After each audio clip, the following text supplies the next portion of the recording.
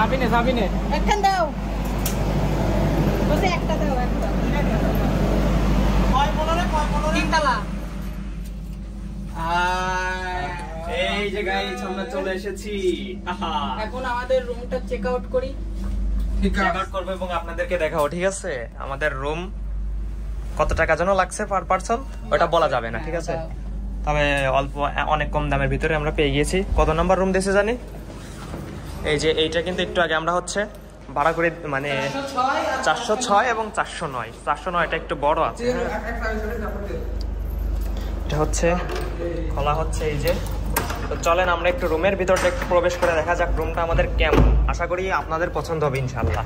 এই যে দেখেন, এইটা হচ্ছে আমাদের রুম, যেখানে আমরা প্রায় 4 থেকে 5 জন থাকতে পারবো। ইয়েস, হ্যাঁ, এটা কিন্তু অনেক সুন্দর। এবং বাথরুম যদি আমরা একটু দেখাই, তাহলে যদি আপনারা দেখেন কমোড আছে অনেক, যাই হোক মোটামুটি। না বসা লাগবো না।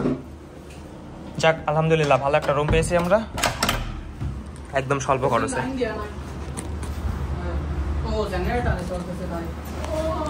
যদি একটু বাইরের আমাদের যে মানে ব্যালকনির ফিল্ডটা যদি দেখতে চান, এই বাড়া না এখান থেকে যা। Wow my god. আর গাইস এখন কিন্তু বৃষ্টি হচ্ছে, এই যে আমরা এখানে ব্লগ করতেছি, বৃষ্টি হচ্ছে কিন্তু, যাই হোক হালকা পাতলা বৃষ্টি হচ্ছে, পরিবেশটা কিন্তু অনেক সুন্দর। এই যে আপনারা যদি একটু দেখেন, এখানে কিন্তু এই ফুলটা কিন্তু আসলে সুন্দর দেখা যায়। এই একটা দিস না ভাই, এই যে চলে আসছে শুভ ভাইরা।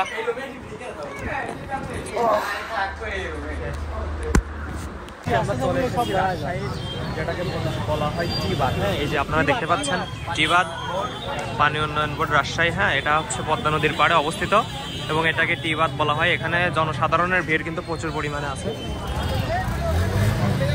এটার ভিতরে ঢুকবো এবং আপনাদেরকে দেখানোর চেষ্টা করব। হ্যাঁ, আপনারা দেখিয়ে থাকুন।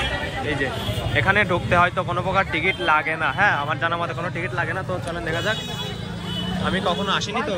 হ্যাঁ হ্যাঁ হ্যাঁ, কোনো প্রকার টিকিট লাগে না। সো এই ক্ষেত্রে হচ্ছে ছুটির দিন কালকে থেকে ইনশাল্লাহ। ও হ্যাঁ হ্যাঁ, তা তো অবশ্যই।